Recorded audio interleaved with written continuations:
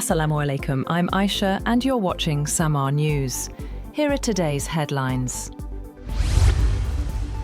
Around 40 people have been killed and 100 injured, most of them seriously, after an explosion tore through a crowded bar during a New Year's Eve party in the upscale ski resort of Crans-Montana. Swiss officials said a fire broke out at 1:30 a.m. in a bar called Le Constellation in the resort in southwestern Switzerland. The cause of the blast remains unclear, but authorities said it appeared to be an accident. The head of security for the Valais canton said some of the victims are from other countries. Russia says it has extracted and decoded data from a Ukrainian drone shot down earlier this week, claiming it proves the aircraft was targeting a presidential residence in the Novgorod region. Russian military officials say the findings will be shared with the United States to establish what they call the truth. Russia has accused Ukraine of killing at least 24 people, including a child, in a drone strike on a hotel and cafe where civilians were skiing in the new year in a Russian-controlled part of Ukraine's southern Kherson region. Vladimir Saldo, the Russian-installed governor of the region, first made the assertion about the strike in a statement. Russia's foreign ministry and senior Russian politicians later accused Ukraine of carrying out a terrorist attack. Ukrainian President Volodymyr Zelenskiy, in his New Year address to the nation, has said that Ukraine wanted the war to end, but not at any cost, adding he would not sign a weak peace agreement that would only prolong the war. He said Ukrainians were exhausted from nearly 4 years of war, but not prepared to give up. Zelenskiy said any signature placed on weak agreements only fuel the war, adding that a peace agreement is 90% ready.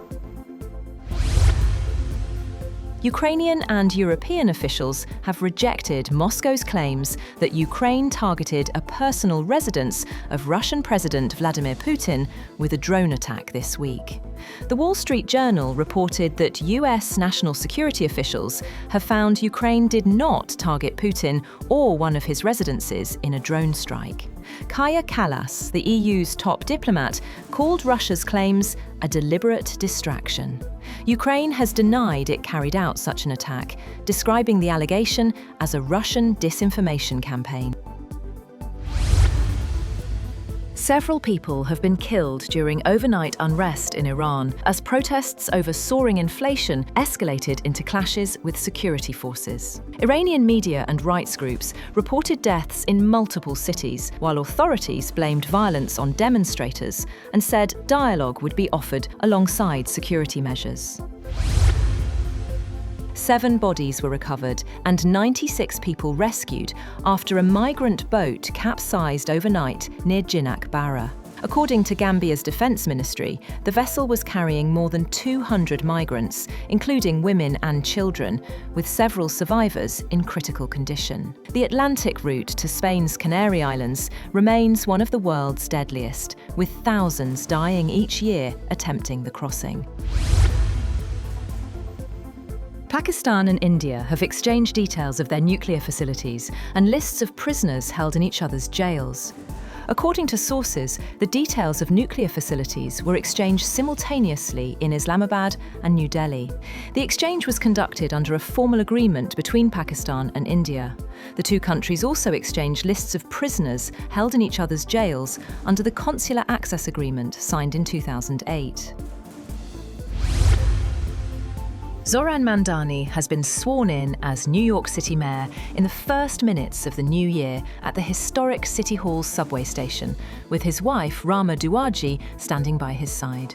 The oath was administered by New York State Attorney General Letitia James. The Democratic Socialists' plans for his first day in office nod to his politics and priorities without straying far from his predecessors, with a sober, official midnight oath-taking, followed by a more celebratory ceremony in the afternoon. US President Donald Trump has said that his administration is removing the National Guard from Chicago, Los Angeles, and Portland, but he adds in his social media post that federal forces will come back if crime rates go up. Local leaders in those cities and Democrats have said the deployments are unnecessary.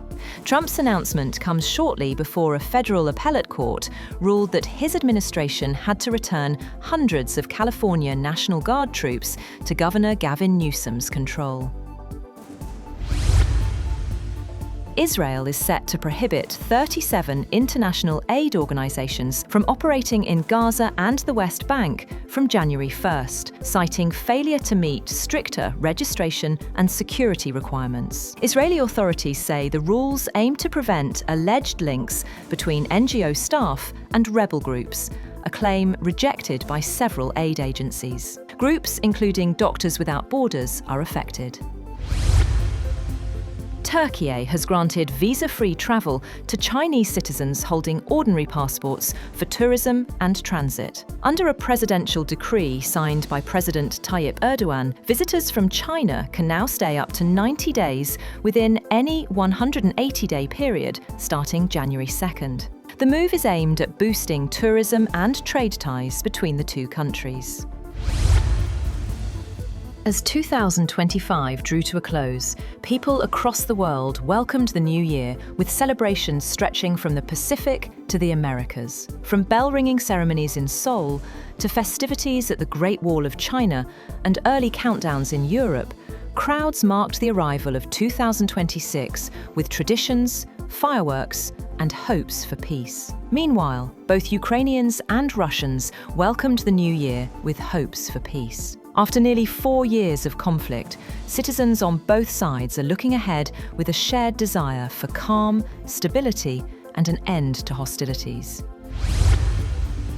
And Bulgaria has officially adopted the euro, becoming the 21st member of the Eurozone as the new year began. Celebrations erupted in Sofia, with fireworks and a countdown at the central bank. Supporters say the move completes Bulgaria's integration into the European Union and eases travel and trade, though opposition remains strong among nearly half the population.